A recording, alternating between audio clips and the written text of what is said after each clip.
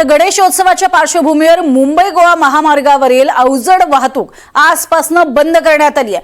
3 टप्प्यांमध्ये ही अवजड वाहतूक जी आहे त्याच्यावरती निर्बंध घातले जात आहेत। कोकणात जाणाऱ्या लोकांसाठी त्यांचा प्रवास सुखकर व्हावा यासाठी वाहतूक बंद करण्यात आलेली आहे। अवजड वाहतुकीला लगाम घालण्यात आलाय। मुंबई गोवा महामार्गावरनं या संदर्भातला आढावा घेतलाय आमचे प्रतिनिधी राकेश गुडेकर यांनी।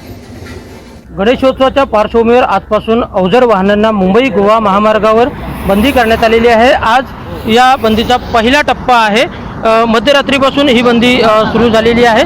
फक्त अत्यावश्यक मालाची वाहतूक करणारी जी वाहनं आहेत त्यांनाच फक्त सोडण्यात येते। इतर वाहनांची जी आहे ती RTO विभागाकडून देखील चौकशी करण्यात येते। कोणत्या प्रकारचे ते माल वाहून नेतात याची देखील चौकशी केली जाते। त्याचप्रमाणे त्यांच्या गाड्यांची कागदपत्रे किंवा मालाची कागदपत्रे देखील तपासली जात आहेत। मोठ्या प्रमाणात म्हणजे लाखोंच्या संख्येने चाकरमानी जे आहेत ते मुंबई गोवा महामार्गावरून आपल्या गावी म्हणजे कोकणात दाखल होत असतात आणि त्यामुळे मोठी वर्दळ जी आहे ती मुंबई गोवा महामार्गावर होत असते आणि वाहतूक कोंडी होऊ नये यासाठी अवजड वाहनांना बंदी केली जाते।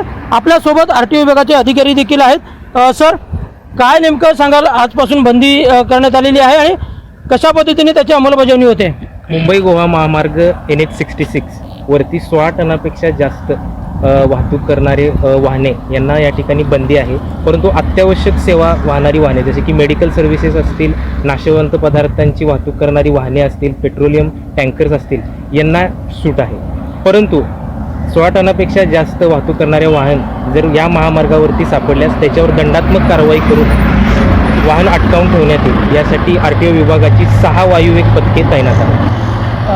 त्यांना काय म्हणजे जी वाहनं अशा पद्धतीने सापडतात त्यांना काय सूचना नेमक्या करण्यात येतात? गणेशोत्सव कालावधी पूर्णरित्या होईपर्यंत सुरक्षित ठिकाणी आपले हे वाहन पार्क करून ठेवायचे आहे आणि शासनाचे पुढील आदेश येऊपर्यंत वाहन त्या जागेवरून हलवायचे। निश्चितच जर आपण पाहायला गेलो तर सध्या अवजड वाहनांना बंदी असल्यामुळे त्याची काटेकोर अंमलबजावणी जी आहे ती रत्नागिरी RTO विभागाकडून होत असलेली आपल्याला पाहायला मिळते।